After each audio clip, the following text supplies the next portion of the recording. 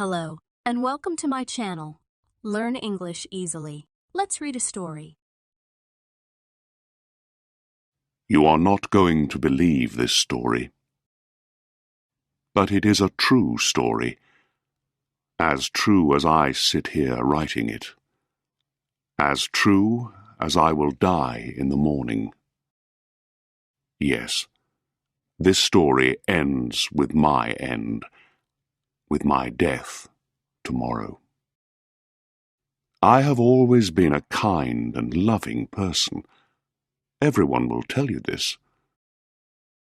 They will also tell you that I have always loved animals more than anything. When I was a little boy, my family always had many different animals round the house. As I grew up, I spent most of my time with them, giving them their food and cleaning them. I married when I was very young, and I was happy to find that my wife loved all of our animal friends as much as I did. She bought us the most beautiful animals. We had all sorts of birds, goldfish, a fine dog, and a cat. The cat was a very large and beautiful animal. He was black all over, and very intelligent. He was so intelligent that my wife often laughed about what some people believe. Some people believe that all black cats are evil, enemies in a cat's body. Pluto, this was the cat's name, was my favorite. It was always I who gave him his food, and he followed me everywhere. I often had to stop him from following me through the streets. For years, he and I lived happily together, the best of friends. But during those years, I was slowly changing. It was that evil enemy of man called drink who was changing me. I was not the kind, loving person people knew before. I grew more and more selfish. I was often suddenly angry about unimportant things. I began to use bad language, most of all with my wife. I even hit her sometimes. And by that time, of course, I was often doing horrible things to our animals. I hit all of them, but never Pluto. But my illness was getting worse. Oh yes, drink is an illness. Soon, I began to hurt my dear Pluto too. I remember that night very well. I came home late, full of drink again. I could not understand why Pluto was not pleased to see me. The cat was staying away from me. My Pluto did not want to come near me. I caught him and picked him up, holding him strongly. He was afraid of me, and bit my hand. Suddenly, I was not myself any more. Someone else was in my body, someone evil and mad with drink. I took my knife from my pocket, held the poor animal by its neck, and cut out one of its eyes. The next morning, my mind was full of pain and horror when I woke up. I was deeply sorry. I could not understand how I could do such an evil thing. But drink soon helped me to forget. Slowly the cat got better. Soon he felt no more pain. There was now only an ugly, dry hole where the eye once was. He began to go round the house as usual again. He never came near me now, of course. and he ran away when I went too close. I knew he didn't love me anymore. At first I was sad. Then slowly I started to feel angry. And I did another terrible thing. I had to do it. I could not stop myself. I did it with a terrible sadness in my heart, because I knew it was evil. And that was why I did it. Yes, I did it because I knew it was evil. What did I do? I caught the cat and hung him by his neck from a tree until he was dead. That night I woke up suddenly. My bed was on fire. I heard people outside shouting, "Fire! Fire!" Our house was burning. I, my wife, and our servant were lucky to escape. We stood and watched as the house burned down to the ground. There was nothing left of the building the next morning. All the walls fell down during the night, except one, a wall in the middle of the house. I realized why this wall did not burn, because there was new plaster on it. The plaster was still quite wet. I was surprised to see a crowd of people next to the wall. They were talking and seemed to be quite excited. I went closer and looked over their shoulders. I saw a black shape in the new white plaster. It was the shape of a large cat hanging by its neck. I looked at the shape with complete horror. Several minutes passed before I could think clearly again. I knew I had to try to think clearly. I had to know why it was there. I remembered hanging the cat in the garden of the house next door. During the fire, the garden was full of people. Probably someone cut the dead cat from the tree and threw it through the window to try and wake me. The falling walls pressed the animal's body into the fresh plaster. The cat burned completely, leaving the black shape in the new plaster. Yes, I was sure that was what happened. But I could not forget that black shape for months. I even saw it in my dreams. I began to feel sad about losing the animal, so I began to look for another one. I looked mostly in the poor parts of our town, where I went drinking. I searched for another black cat of the same size and type as Pluto. One night, as I sat in a dark and dirty drinking house, I noticed a black object on top of a cupboard near some bottles of wine. I was surprised when I saw it. I looked at those bottles a few minutes ago, I thought, and I'm sure that object was not there before. I got up and went to see what it was. I put my hand up, touched it, and found that it was a black cat. A very large one, as large as Pluto.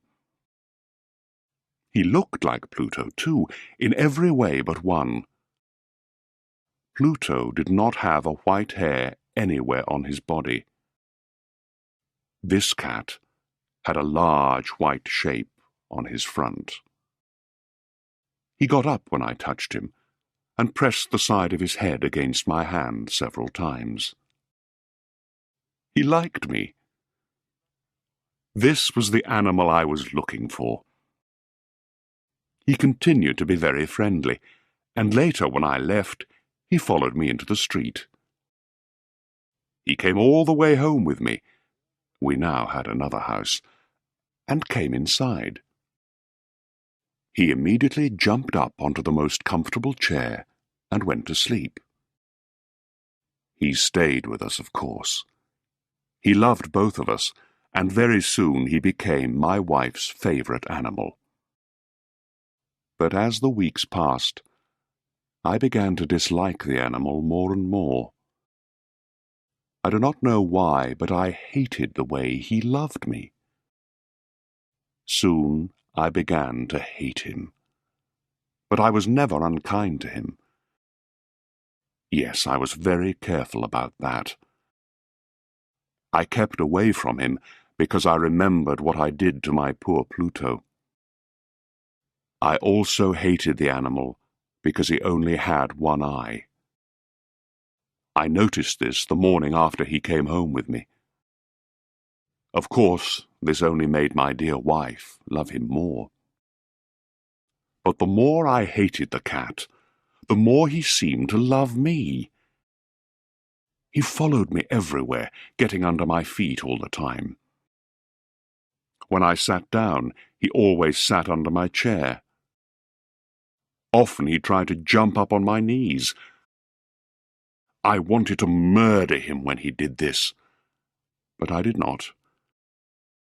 I stopped myself because I remembered Pluto, but also because I was afraid of the animal. How can I explain this fear? It was not really a fear of something evil, but then how else can I possibly describe it? Slowly, this strange fear grew into horror. Yes, horror. If I tell you why, you will not believe me. You will think I am mad. Several times, my wife took the cat and showed me the white shape on his chest. She said the shape was slowly changing. For a long time I did not believe her, but slowly, after many weeks, I began to see that she was right. The shape was changing. Its sides were becoming straighter and straighter. It was beginning to look more and more like an object. After a few more weeks, I saw what the shape was. It was impossible not to see. There on his front was the shape of an object I am almost too afraid to name. It was that terrible machine of pain and death. Yes, the gallows. I no longer knew the meaning of happiness or rest. During the day, the animal never left me. At night, he woke me up nearly every hour. I remember waking from terrible dreams and feeling him sitting next to my face, his heavy body pressing down on my heart. I was now a very different man. There was not the smallest piece of good left in me. I now had only evil thoughts. The darkest and the most evil thoughts. I hated everyone and everything, my dear wife, too. One day she came down into the cellar with me to cut some wood. We were now too poor to have a servant. Of course, the cat followed me down the stairs and nearly made me fall. This made me so angry that I took the axe and tried to cut the animal in two. But as I brought the axe down, my wife stopped my arm with her hand. This made me even more angry, and I pulled her hand away from my wrist, lifted the tool again, brought it down hard, and buried it in the top of her head. I had to hide the body. I knew I could not take it out of the house. The neighbors noticed everything. I thought of cutting it into pieces and burning it. I thought of burying it in the floor of the cellar. I thought of throwing it into the river at the end of the garden. I thought of putting it into a wooden box and taking it out of the house that way. In the end, I decided to hide the body in one of the walls of the cellar. It was quite an old building near the river, so the walls of the cellar were quite wet and the plaster was soft. There was new plaster on one of the walls, and I knew that underneath it the wall was not very strong. I also knew that this wall was very thick. I could hide the body in the middle of it. It was not difficult. I took off some plaster, took out a few stones, and made a hole in the earth that filled the middle of the wall. I put my wife there, put back the stones, made some new plaster, and put it on the wall. Then I cleaned the floor and looked carefully round. Everything looked just as it did before. Nobody would ever know. Next, I went upstairs to kill the cat. The animal was bringing me bad luck. I had to kill it. I searched everywhere, but I could not find him. I was sure it was because of my wife's murder. He was too clever to come near me now. I waited all evening, but I did not see the evil animal. He did not come back during the night either. And so for the first time in a long time, I slept well. When I woke up the next morning, I was surprised to see that the cat still was not there. 2, 3 days passed, and there was still no cat. I cannot tell you how happy I began to feel. I felt so much better without the cat. Yes, it was he who brought me all my unhappiness. And now without him, I began to feel like a free man again. It was wonderful. No more cat, never again. Several people came and asked about my wife, but I answered their questions easily. Then, on the 4th day, the police came. I was not worried when they searched the house. They asked me to come with them as they searched. They looked everywhere, several times. Then they went down into the cellar. I went down with them, of course. I was not a bit afraid. I walked calmly up and down, watching them search. They found nothing, of course, and soon they were ready to go. I was so happy that I could not stop talking as they went up the stairs. I did not really know what I was saying. "Good day to you all, dear sirs," I said. "Yes, this is a well-built old house, isn't it?" "Yes, a very well-built old house. These walls— Are you going, gentlemen? These walls are strong, aren't they?" I knocked hard on the part of the wall where my wife was. A voice came from inside the wall in answer to my knock. It was a cry, like a child's. Quickly it grew into a long scream of pain and horror. I saw the policemen standing on the stairs with their mouths open. Suddenly they all ran down in a great hurry and began breaking down the wall. It fell quickly, and there was my wife, standing inside. There she was, with dried blood all over her head, looking at them. And there was the cat, standing on her head, his red mouth wide open in a scream, and his one gold eye shining like fire. The clever animal. My wife was dead because of him, and now his evil voice was sending me to the gallows. Thanks for watching. If you like the video, please don't forget to like it. You can subscribe and turn on notifications for more videos like this.